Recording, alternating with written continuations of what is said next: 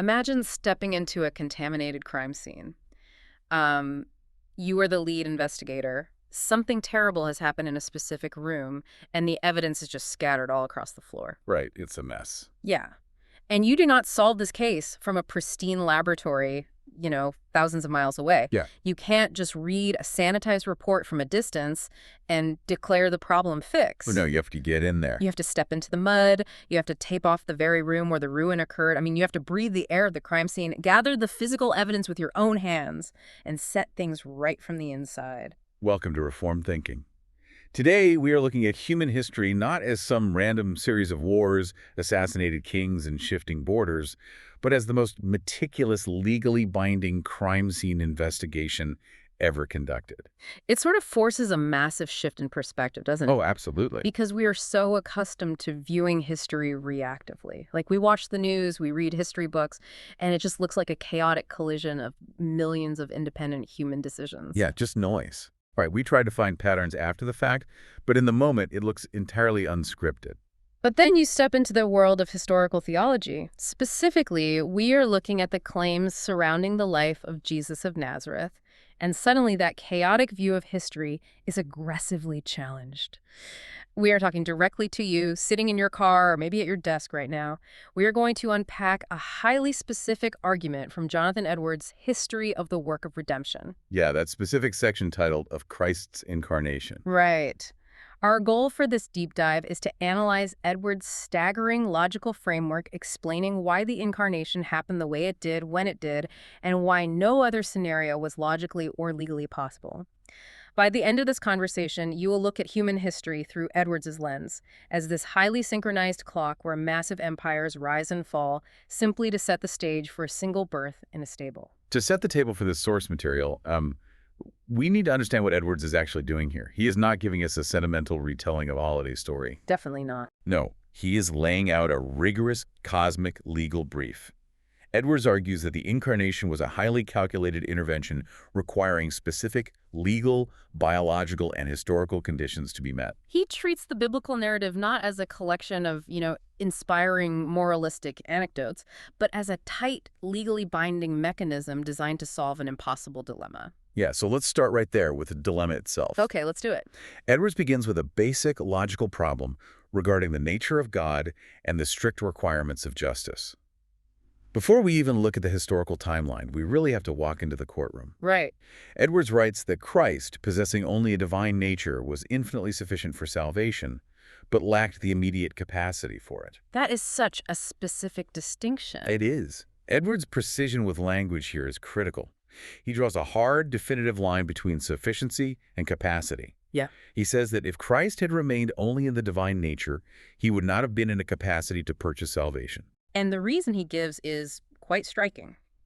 It is not because of some flaw or limitation in the divine nature, but by reason of its absolute and infinite perfection. Which feels entirely counterintuitive. Yeah. I mean, usually we think of perfection as the ability to do anything and everything. If you are perfect, you have no limits. Sure. But Edwards says that this absolute and infinite perfection means the divine nature cannot suffer. It is infinitely above all suffering, and it cannot obey laws meant for humans. We really have to unpack the theological concept of impassibility here. Yeah, go ahead. This is a crucial concept. Impassibility means that the divine nature cannot be acted upon, harmed, or subjected to pain or emotional fluctuation by outside forces. God cannot be coerced or damaged. Right. Furthermore, God, by definition, is the supreme lawgiver. The lawgiver is not subject to the law in the same way the created citizen is. Obviously.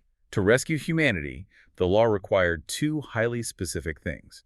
It required perfect obedience to the commands given to humans, and the endurance of the physical and spiritual punishment for breaking those commands. So, if God cannot suffer, and God is not a subject under the human law, how does he pay a debt that requires suffering and legal submission? That is the big question. I want to try an analogy here to see if we can make this concrete. Let's say we have a billionaire whose son commits a serious crime. The billionaire has infinite funds. The bank account is limitless. What? That is infinite sufficiency. The billionaire wants to show mercy and take the son's place.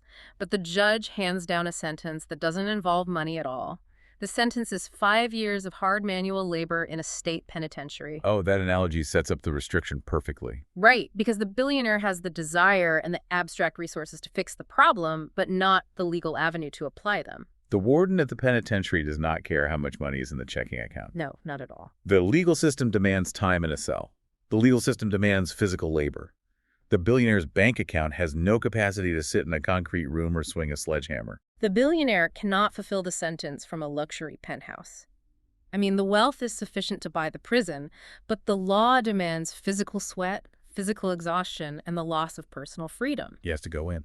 He has to physically put on the orange jumpsuit. He has to take on the physical capacity to do the labor. The wealth is the sufficiency, but the physical body in the cell is the necessary capacity. This reframes the incarnation entirely. It is not a demotion of deity. Right. God does not become less divine by taking on flesh. Instead, it is the strategic acquisition of a new capacity. Need capacity, yeah. The infinite took on the finite, specifically to become vulnerable, to have a physical nervous system that could feel pain, a body that could sweat and bleed, and a status that could be subjected to the law. He acquired a nature capable of experiencing punishment and rendering obedience. The incarnation was an absolute legal necessity. Which brings up a massive logical challenge. Yeah, I know where you're going with this. Right. If a created nature was strictly required to accomplish this rescue, why did the rescue vehicle have to be human flesh? We are talking about a cosmic emergency here. Why couldn't a magnificent angel accomplish this? An angel is a created being. An angel can obey commands. An angel has a nature distinct from the divine. Yeah, Edwards actually anticipates that challenge and gives 3 distinct reasons why an angelic nature would fail the legal requirements of the courtroom. The first reason is rooted in the specific wording of the original command in Genesis. The law, specifically the command, "Thou shalt not eat thereof," was given exclusively to human nature. Edwards writes, God insisted upon it, that the law which he had given to man shall be honored and fulfilled by the nature of man, otherwise the law could not be answered for men.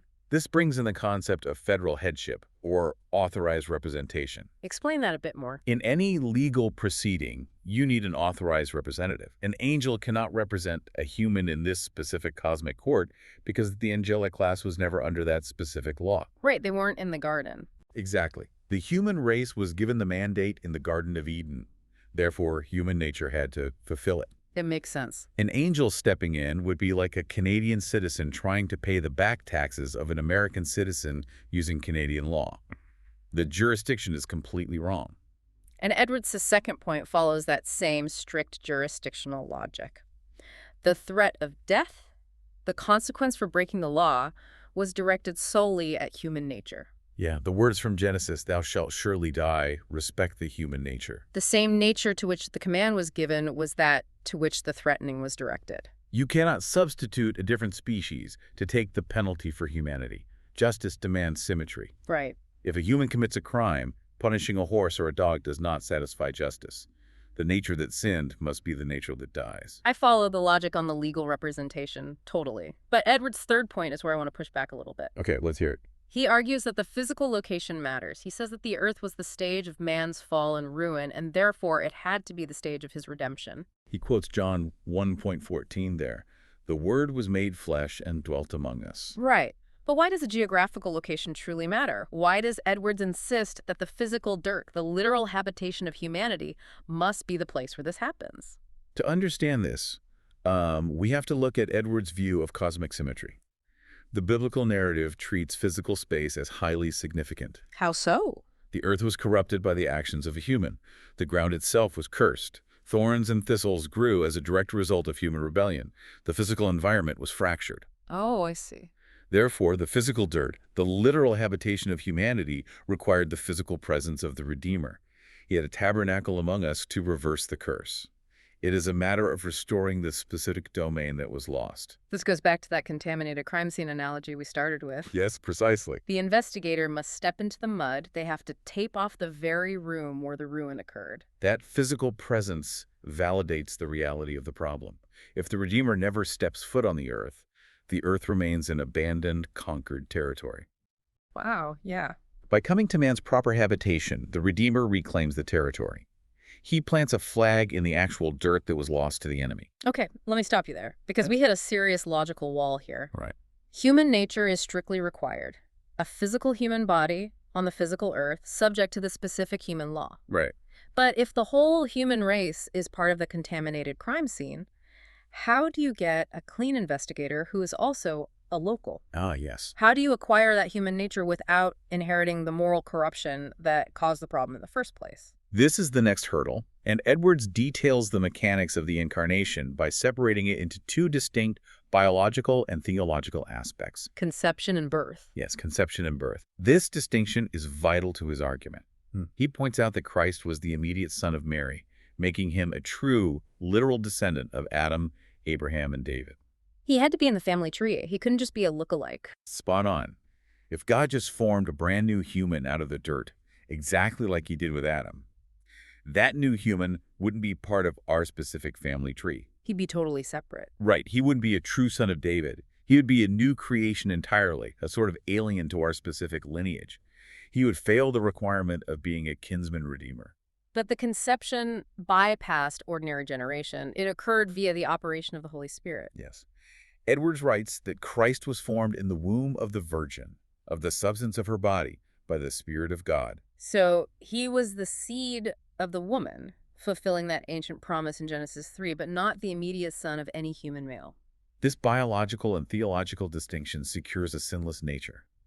In the theological framework Edwards operates within, the guilt of original sin is passed down through ordinary generation, specifically through the federal headship of the human father. Okay. By interrupting the ordinary generation at the point of conception, the legal guilt is bypassed.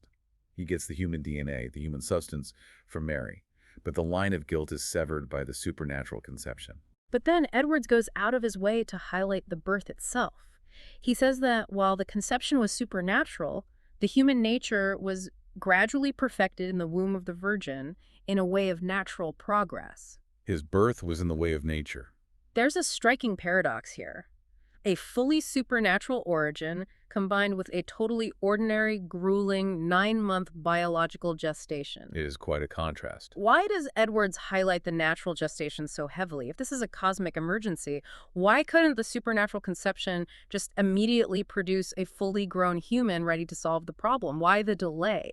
Well, if the entire process were instantaneous, Christ wouldn't truly be a son of man. He would be a sudden apparition. Like a ghost almost. Exactly. I mean, yes, precisely. Edwards is securing Christ's absolute solidarity with the human race. Think about the vulnerability of a developing infant in the womb, the absolute dependence on a human mother for nutrients, for oxygen, for protection. Yeah, you don't get more vulnerable than that. Right.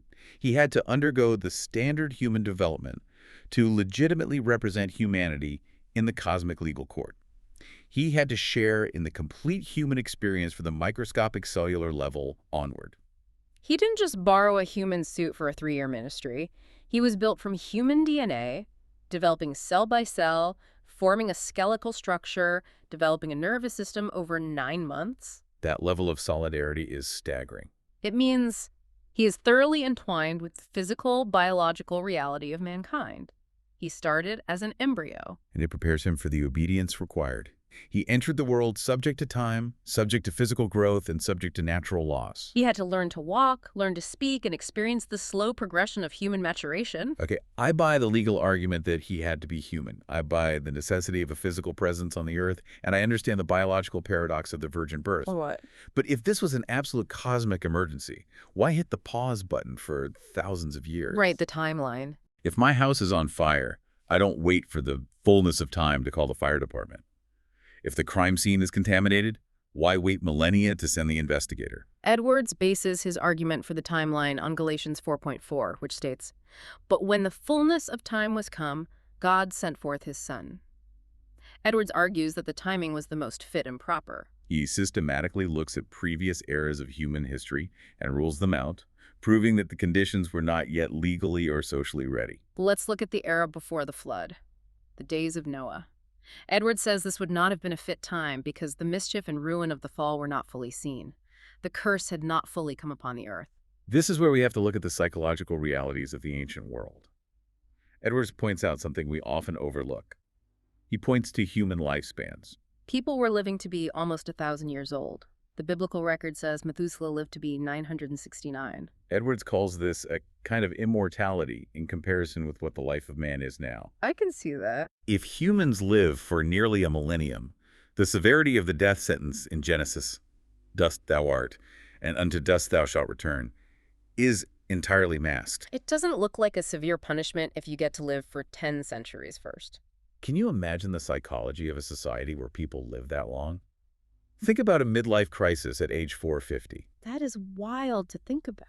If you have a tyrannical ruler, you don't just wait him out for a decade. You suffer under him for 6 centuries. Right. If you get sick, you have hundreds of years to recover. If you make a mistake, you have centuries to fix it. Death wouldn't even feel like a punishment at that point. It would feel like an urban legend. Edwards argues that God needed the curse to be executed in its greatest degree on mankind before the Redeemer came to purchase a never-ending life. The value of the rescue is completely lost if the danger isn't fully realized by the victims. That is precisely the point. If you offer a cure to someone who feels perfectly healthy, they will reject it. And that is why he also rules out the era before Moses. Even after the flood, things weren't quite ready for the intervention. Edwards notes that before Moses, humanity had not universally fallen into heathenish darkness, so the absolute necessity of a heavenly physician wasn't obvious. Plus, lifespans weren't shortened to the present standard of 70 or 80 years until around the time of Moses. The human condition had to deteriorate to a specific baseline.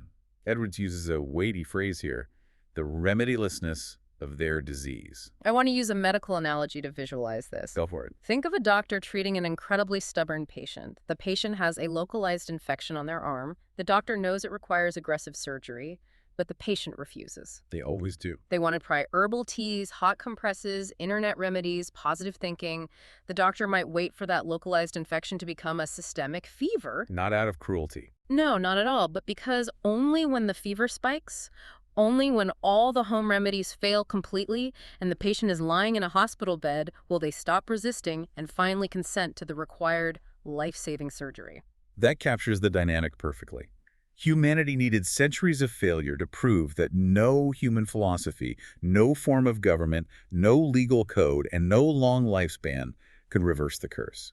The world needed to exhaust every possible alternative. They needed long experience to see the absolute necessity of rescue from the outside. Which brings Edwards' timeline right up to the geopolitical realities of the ancient Near East. He doesn't stop at ancient history. He looks at the empires that dominated the globe. Right. He asks why the era after the Babylonian captivity, specifically during the rise of the Roman Empire, was the only viable window. Edwards identifies the Roman Empire as the strongest, most visible manifestation of worldly dominion. He goes so far as to call it Satan's visible kingdom in the world. That is a massive claim. Rome, at its height, represented the pinnacle of human achievement.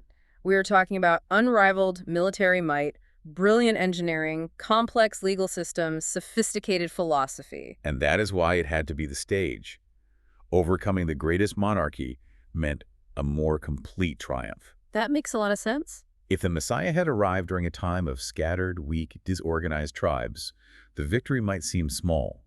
But to arrive when the most organized, powerful, and ruthless human empire is ruling the known world, and to establish a kingdom that outlasts Rome, that is a display of absolute supremacy. The Pax Romana, the Roman peace, created a world where travel was possible across vast distances without constant tribal warfare. Edwards also points to the intellectual infrastructure of the time. Written histories were now available. Learning had flourished under the Greeks and Romans. You had Stoicism, Epicureanism, Platonism. And all of them subsequently failed to fix the human condition. Yeah. The insufficiency of human wisdom was thoroughly documented. The greatest minds had taken their best shot, and society was still deeply fractured. We also have to look at the Jewish dispersion. The centuries of exile under Babylon, Persia, and Greece scattered the Jewish people across the known world. They built synagogues in almost every major city around the Mediterranean. This created a necessary network for the future propagation of the gospel. It did. When the message of the Messiah began to spread, there were already communities who knew the ancient prophecies. You had pockets of people in Greece, in Rome, in Alexandria who understood the concepts of monotheism, sin, substitutionary sacrifice, and a coming king. The physical roads were built by Rome, the language was unified by Greece, and the theological outposts were established by the Jewish dispersion. I have to ask you a challenging question here because the implications are heavy. Is it unsettling to think of massive human empires, bloody wars, exiles, and forced dispersions simply as props being moved around a stage to prepare for one individual's arrival? It is a lot to take in. We are talking about the rise and fall of millions of people, the burning of ancient cities, the shifting of borders over centuries, and Edwards is saying it was all just setting the table. The sheer audacity of Edwards' claim is staggering. He's demanding we accept a massive view of historical sovereignty. He does not view human empires as the main characters of history. They are scaffolding. Right. When Augustus Caesar issued a tax decree that the whole Roman world should be registered, he thought he was displaying his supreme authority. He thought he was counting his property and flexing his economic muscle. But Edwards argues Augustus was simply a mechanism. He was a pawn used to move a peasant carpenter and a pregnant teenager from Nazareth to Bethlehem to fulfill a prophecy made centuries earlier in Micah 5.2. All worldly authority is depicted as entirely subordinate to the redemptive timeline. The emperors and kings are unwitting participants in a script they cannot even read. The entire geopolitical landscape is arranged for this single event. Let's look at the jarring contrast Edwards highlights next. We just discussed this massive cosmic buildup, thousands of years of history, the altering of human lifespans, The exhaustion of human philosophy. the rise of the greatest military empire the world has ever seen. The staging is epic. But the actual physical reality of the event, the circumstances were remarkably low. Edwards asserts this is the greatest event in history. He says it is greater than the creation of the universe, Wow. because it is a great thing for God to make a creature out of nothing, but it is infinitely greater for the Creator himself to become a creature. And yet, look at the historical details. He is born to a poor virgin, a poor espoused husband, in a stable, laid in a manger. Edwards cites specific legal evidence of their poverty. He points to Mary's offering at her purification in the temple. Luke chapter 2 records that she offered a pair of turtle doves. Which refers back to Leviticus 5.7. The law states, "And if she be not able to bring a lamb, then she shall bring 2 turtle doves or 2 young pigeons." This legally proved her severe poverty. A lamb was the standard offering. It was what was expected. But the law made a provision for the destitute. Yeah. The mother of the Creator of the universe had to use the poverty exemption clause in the very law he established. And what about Joseph? Edwards notes that Joseph was the rightful heir to the crown of David. The royal family was the most honorable in Jewish history, but it had been reduced to a very low state. Edwards quotes Amos 9.11, which describes the fallen tabernacle of David. It wasn't a palace anymore, it was ruins. The royal lineage was intact, but the royal wealth, the status, and the political influence were entirely gone. Joseph was a manual laborer living in an obscure village in Galilee. The irony here is thick. Picture the first century landscape. The Roman Empire is at its absolute peak. You have marble columns, sprawling palaces, legions of soldiers in shining armor, wealth pouring in from across the globe to fund gladiatorial games and massive public works. Meanwhile, the rightful king of the cosmos is born in an animal feeding trough, surrounded by dirt, to parents who cannot even afford a single lamb for a temple sacrifice. It is a complete subversion of human expectations regarding status and victory. If you were writing a script for a king arriving to conquer an empire, you would not write it this way. Definitely not. You would have him arrive with armies, wealth, and immediate political dominance. But the legal requirements we discussed earlier, the need to perfectly obey the law and suffer its penalty, required total submission and vulnerability. The low circumstances were necessary for the work he came to do. He had to start at the absolute bottom of the human experience to redeem the whole of it. While the Roman political machine and the elite classes missed the event entirely, Edwards goes on to prove that the rest of the universe did not. He concludes his timeline with specific accompanying signs, which he calls concomitants. The stage was set, the event happened in deep obscurity, but the spiritual realm reacted violently. Edwards lists several of these concomitants, starting with the sudden return of the spirit of prophecy. This is a huge shift in the biblical narrative. Prophecy had been totally silent since the days of Malachi. For about 400 years. Yeah, there were no new prophets, no recorded visions, no immediate revelations, just deafening silence. And then suddenly, visions and songs erupt. It begins with Zacharias, the father of John the Baptist, having a vision in the temple. Then the Virgin Mary receives an angelic visitation. Then Joseph has a dream. Then the Spirit falls upon Elizabeth. Mary sings her song, the Magnificat. Zacharias prophesies. Simeon and Anna in the temple recognize the child. The shepherds in the field receive a massive announcement. It is as if a dam holding back cosmic activity suddenly broke. 4 centuries of drought, and then a massive flood of spiritual phenomena all concentrated in one tiny province of the Roman Empire. And it wasn't just human prophets. Edwards points out the angelic notice. The angels who sang at the creation of the world, as described in Job 38.7, sing again. When the morning stars sang together and all the sons of God shouted for joy. Edwards notes that these angelic beings had been administering steps of redemption since the fall. They dealt with Abraham, they dealt with Jacob, they guarded the Israelites. They had been waiting for this specific culmination. And when they finally see it accomplished, they break through into the physical realm to announce it, not to kings, but to working-class shepherds. And it stretches beyond Israel. Gentile wise men are guided by a star. Edwards suggests they might have been instructed by Balaam's ancient prophecy from the Book of Numbers about a star rising out of Jacob. Or they might have been acting on the general expectation of a Messiah caused by those dispersed Jewish communities we talked about earlier. Either way, the physical cosmos, the literal movement of celestial bodies, is signaling the event. The final concomitant Edwards mentions is perhaps the most precise historical lock on the timing. He points to the scepter departing from Judah. Let's break this down, because it involves some ancient intertestamental politics that are fascinating but can be a bit tricky to follow. Sure. This goes back to a prophecy in Genesis 49.9, where the patriarch Jacob declares on his deathbed, "The scepter shall not depart from Judah, nor a lawgiver from between his feet, until Shiloh come." Shiloh being an ancient title for the Messiah. Right. So the tribe of Judah had to retain some form of self-rule, some internal legislative authority, until the moment the Messiah arrived. And Edwards traces this history meticulously. He does. Despite centuries of brutal captivity under Babylon, Persia, and Greece, Judah retained internal lawmakers. Even under Persian rule, they had their own governors and the power of life and death. Under the Greeks, they eventually fought for their own kings, the Maccabees. And even when the Romans initially took over the region, they allowed Herod the Great to rule as a king over Judea, maintaining a semblance of Jewish law and autonomy. But then, right around the time Christ is born, the political landscape shifts dramatically. Herod the Great dies.